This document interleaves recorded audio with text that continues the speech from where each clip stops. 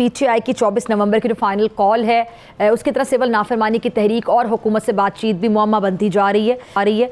वो जो कहा जाता है कि जितने मुंह उतनी बातें, सब अपनी अपनी बातें कर रहे हैं, लेकिन इन बातों में कोई बात दिल को नहीं लग रही।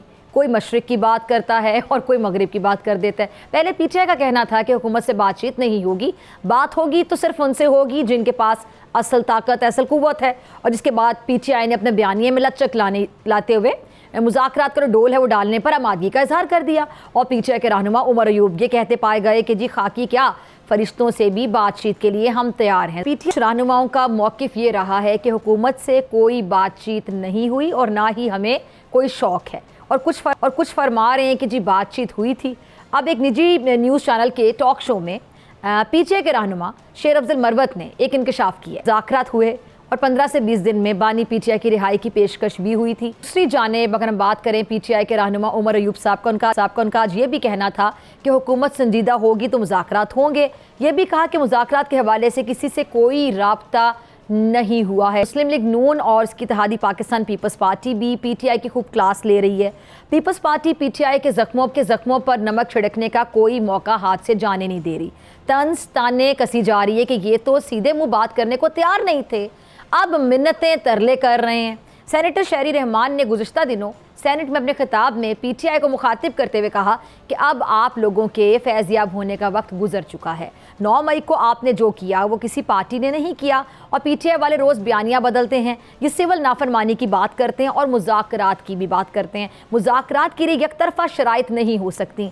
मुल्क इस वक्त नाजुक मरहले पर है और पीटीआई को अपने किए पर माफ़ी मांगना पड़ेगी। पीटीआई पर कड़ी तनकीद करने वाले वज़ीर दिफा ख्वाजा आसिफ ने भी कौमी असम्बली में मुज़ाकरात के वो बाकायदा हामी दिखाई दिए। राना सनाउल्लाह साहब ने भी आज कौमी असम्बली में शेर अफजल मरवत को मुखातिब करके कहा कि आपकी मुज़ाकराती कमेटी की जानिब से एक संजीदा पैगाम आना चाहिए। हम उस पैगाम पर वज़ीर आज़म से बात करेंगे। मौजूदा हालात में सियासी डायलॉग ही आगे लेकर जा सकते हैं। अब यूँ लगता है कि जो सियासी दर्जा हरारत है वो गिरने लगे और दोनों जानिब से मुज़ाकरात के हामी रहनुमा आगे आ रहे हैं। लेकिन दोनों बल्कि तीनों जमातों में कुछ ऐसे सख्त मिजाज, आप हार्ड लाइनर्स कह लें, वो मौजूद हैं जो मुज़ाकरात के हक़ में नहीं हैं और ये ज़िद कह लें हर धर्मी किसी भी तरह पाकिस्तान के हक़ में नहीं है। सियासी रहनुमा मुकालमे से आपको पता है कि राह फरार इख्तियार नहीं करते हैं। मुश्किल से मुश्किल सूरत हाल हो, हालात हो, तब भी मिल बैठते हैं और कोई ना कोई रास्ता, कोई ना कोई हल निकाल कर ही उठते हैं। और इसीलिए जो रहनुमा हैं वो भी कहलाते हैं कि जिनको रहनुमा कहा जाता है। मुल्क का जो सियासी मंजरनामा है उससे एक और हैरत अंगेज़ ख़बर पंजाब से आ रही है जी, जिसके ज़िक्र से पहले मैं उन हस्ती का जिक्र करना चाहूँगी जिनके कंधों पर नबी पाक सल्लल्लाहु अलैहि वसल्लम के बाद उम्मत की रहनुमाई की ज़िम्मेदारी आ पड़ी थी। मेरी मुराद यार गार हज़रत अबू बकर सिद्दीक़ रज़ियल्लाहु ताला अन्हु से है। वो कपड़े की तिजारत करते थे और उसी से उनके घर का निज़ाम चलता था। जब खलीफा बनाए गए तो रोज़ की तरह चंद चादरें लिए बाज़ार में फ़रोग़ के लिए चल पड़े। रास्ते में हज़रत उमर फ़ारूक रज़ियल्लाहु ताला अन्हु से मुलाकात हो गई। उन्होंने खलीफा से पूछा, जनाब कहाँ चले हैं? फरमाया कि बाज़ार जा रहा हूँ कि कुछ चादरें बेचकर रोज़ी रोटी का इंतज़ाम करूँ। हज़रत उमर फ़ारूक रज़ियल्लाहु ताला अन्हु ने अर्ज़ किया कि अगर आप तिजारत में मशगूल हो गए तो खिलाफत के काम का क्या होगा? जिस पर हज़रत अबू बकर सिद्दीक़ रज़ियल्लाहु ताला अन्हु उन्होंने सवाल किया कि फिर अहलो याल को कहाँ से खिलाऊँगा? हज़रत उमर फ़ारूक रज़ियल्लाहु ताला अन्हु भी सोच में पड़ गए कि वाकई ये मसला तो है। उन्होंने कुछ देर सोचा और फिर उस मसले का हल निकालने के लिए 9 मुंतखब खलीफा के साथ हज़रत अबू उबैदा रज़ियल्लाहु ताला अन्हु के पास तशरीफ़ ले गए, जहाँ मुशावरत से हल ये निकला कि खलीफा और उनके जो अहलो अयाल हैं उनके लिए बैतुल माल से वजीफ़ा मुकर्रर किया जाए। अब सवाल ये पैदा हुआ कि अमीरुल मोमिनीन और उनके अहले खाना की ज़रूरियात के लिए वजीफ़ा कितना हो, जिस पर हज़रत अबू बकर सिद्दीक़ रज़ियल्लाहु ताला अन्हु ने कहा कि जितना मदीने का एक मज़दूर कमाता है मेरे लिए भी उतना ही वजीफ़ा मुनासिब रहेगा। इस राय पर खलीफा के दोनों दोस्त सोच में पड़ गए और कहा कि ये रकम तो कम पड़ेगी। जिस पर अबू बकर सिद्दीक़ रज़ियल्लाहु ताला अन्हु ने कहा कि अगर ये रकम एक मज़दूर के घर के लिए काफ़ी है तो खलीफा के लिए भी काफ़ी होनी चाहिए। अगर खलीफा का गुजारा नहीं होता तो फिर ये सोचा जाए कि मज़दूर का गुजारा कैसे होता होगा। तारीख़ के रोशन बाब में मौजूद ये वाक़या मुझे कल पंजाब असम्बली के अरकान की तनख्वाहों में इजाफ़े पर याद आया। पंजाब के वज़ीर बराए पार्लिमानी अमूर मुश्तबा शुजाउर रहमान ने एक बिल पेश किया जिसकी ऐवान में बराए नाम मुखालफत हुई उस बिल के मुताबिक पंजाब असम्बली के जो मुस्तहिक, गरीब, नादार और ख़त गुरबत से नीचे गुजारा करने वाले अरकान असम्बली की तनख्वाह बैठे बिठाए लाखों रुपए कर दी गई।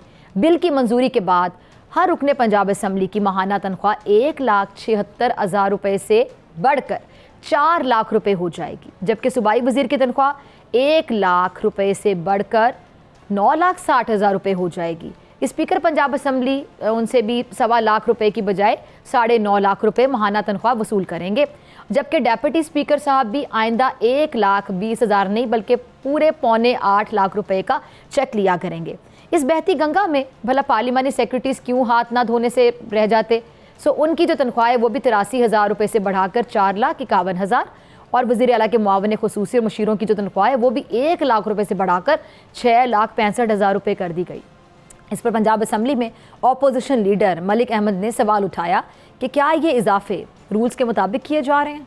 उन्होंने कहा कि जी, जब भी अरकान की जो तनख्वाहें उनमें इजाफा किया जाता है तो अपोजिशन से मुशावरत नहीं की जाती। मरीम नवाज साहिबा, माना कि महंगाई में कमी हुई है, मुआशी सूरत हाल कदरे बेहतर हुई है, लेकिन ऐसा भी नहीं कि लाहौर, जेहलम या गुजरांवाला में कहीं तेल के ज़खायर बरामद हो गए हों या फिर ख्योड़ा में नमक की कान ने सोना झाड़ना शुरू कर दिया हो। हमें तस्लीम है कि अरकान असम्बली की जो तनख्वाहें हैं वो कम हैं, बल्कि बहुत कम है, लेकिन आप ज़रा मालूम कीजिए कि कितने अरकान असम्बली का गुजारा सिर्फ तनख्वाह पर हो रहा है। सब माशाल्लाह बिजनेसमैन है, कोई जागीरदार है और खाते पीते घरों से ताल्लुक़ रखते हैं। इनमें से मेरे ख्याल से किसी पर भी ज़कात या फिर सदका जायज़ नहीं है। ज़रा आप उन लोगों का सोचें जो दाता साहब पर लंगर की लाइन में लगे मिलते हैं। लोगों के लिए आज भी बिजली गैस के बिल अजाब हैं। सब छोड़ दें आप, हुकूमत की जानिब से मुकर्रर करदा कम से कम माहाना जो उजरत है वो 37,000 रुपये भी खुशकिस्मतों को मिल रही है। आपने उन बेचारों की फ़िक्र करनी थी, उनके लिए काम करना चाहिए आप लोगों को। और आपने तो अपना ही जो बेड़ा पार लगा लिया, सियासतदानों ने। तनख्वाह कम थी, बढ़ाना ज़रूरी था। बिजली गैस के जो बिल हैं वो तंग कर रहे थे तो 50-60,000 रुपये बढ़ा लेते, चले 1,00,000-1.25 लाख रुपये बढ़ा लेते। 5-5 लाख रुपये यकमुश इजाफे कैसे जस्टिफाई किया जाएगा। सब्सक्राइब करें और बेल दबाएं ताकि कोई खबर रह न जाए।